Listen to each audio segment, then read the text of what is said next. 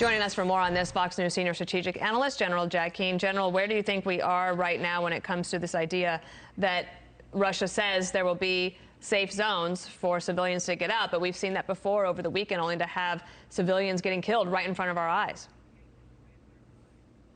Yeah, we have to be fairly skeptical about it. I mean, Russia has never abided by any ceasefire whatsoever, going back to the days in Ukraine post-2014 and all through the conflict in Syria. They have violated every single one of them. Their problem is they agree politically to a ceasefire, and then they don't enforce it with their tactical troops on the ground. That is the pattern that we've seen in the past. Certainly the people who are attempting to leave have to be very cautious about what they're undertaking and the danger that's involved, as we've already seen with the other ceasefire violations.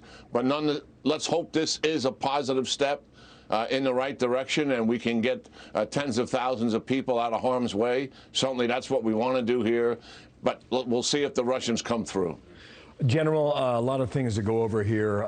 Here is Petro Poroshenko, former president of Ukraine, on the amount of weapons they have or do not have or want. Watch. The Javelin, NLAW, and other anti-tank rocket launcher, because we have more than 1,500 Russian tanks and armed personal vehicles. And this is impossible that Ukrainian soldiers with their light automatic guns goes against tank. This is extremely efficient weapons. We definitely need it. I understand his reach out on that. I also understand that these weapons are pouring into Ukraine. General, it appears that the military movement has been yet again stalled, and there has not been much change on the battlefield with regard to the Russian army over the past 48 hours. At the Institute for the Study of War, what do you determine now, sir? Yeah, well, that's absolutely right. Certainly in the northern sector, which is the main effort to take Kyiv, topple the government, that has stalled. And it's largely due to what the Ukrainians are doing to interfering with that movement, and also the logistic problems that the Russians are having. In the south, while there's been some progress, they're not making anywhere near the progress they were expected to make to cut off Ukrainians from the sea, as you earlier pointed out on your map. I mean, I think what the former president is talking about here, Poroshenko, is a key issue for the United States and NATO, and it's the area that I've had the most concern about from the beginning, and here's why. We spent 2021 delaying shipments to the Ukrainians because we were afraid that that would provoke a Russian invasion. That was a shameful policy judgment, in my view, and we're trying to catch up to it. To give you a sense of it, we just started giving the Ukrainians Stinger missiles last week. And we have got to up our game here. I believe the Pentagon when they say they are up in their game and they're trying to get all in here with everything. And that is critical. For the life of me, I don't know why we haven't given them anti-ship missiles. They've been asking for it from the beginning. There seems to be some reluctance there. If it's a training issue, we can probably use our imagination and figure out how we can get some Ukrainians trained on this covertly so they can deliver those weapons. There's amphibious ships that are approaching Odessa with huge amount of naval infantry on board. They are vulnerable, certainly, to anti-ship missiles.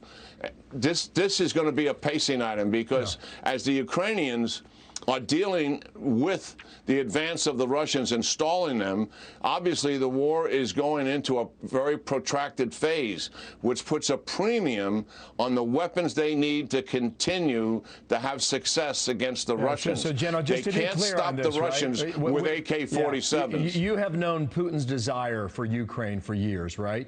Would you confirm that? You've been aware of that. So, too, Yes. have all of our leading diplomats and politicians in Washington, D.C. You're saying we provided Stingers last week. Is that right, General?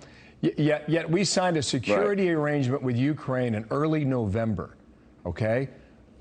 Why would you sign a security arrangement with Ukraine that stated that we understand that at some point in the future of your country you want to be a member of NATO, knowing that Putin was on the other side of the border, knowing his ambitions for Ukraine, yet we sign the deal and don't provide the weapons necessary for the country to defend itself? How does that make sense? Well, that's the problem I've had with this administration from the outset. I mean, they appear to take half measures, a lot of times the minimalist approach. It's been a pattern of their behavior in foreign policy. Diplomacy certainly is important, but what backs up diplomacy is strength. It makes diplomacy more effective. And if we were putting in a capable deterrence much earlier on, given the potential threat. I mean, when 70,000 troops showed up on Ukraine's border, Bill, in March of 21, that is a significant provocation by the Russians, which justifies our enhancing Ukraine's defensive capability. What did we do? There was a shipment that was going to go into Ukraine that was put together by the Trump administration, and they delayed it until August. That set the pattern for Russia, seeing that, well, look at, here's the United States. They're not all in here. And that is not deterrence. Now we're trying to get all in. And I'm concerned about it because this is going to take time, and the Ukrainians are completely dependent on these advanced weapon systems to stop this advance. And we got to make certain we're ready for the fact that the Russians will eventually figure out a way to stop the motorized resupply that's taking place of these weapons. And we've got to figure out how to do it covertly if they start shutting down those resupply lines as well. The only way the Ukrainians can hold out here is we've got to make certain we get them the arms and munitions that they need. Yeah. Sobering, and as you point out, we have to do all of those things, and all of those things have to be done quickly if we are to help them. Thank you, General, so much. We'll see you again later today, I'm sure.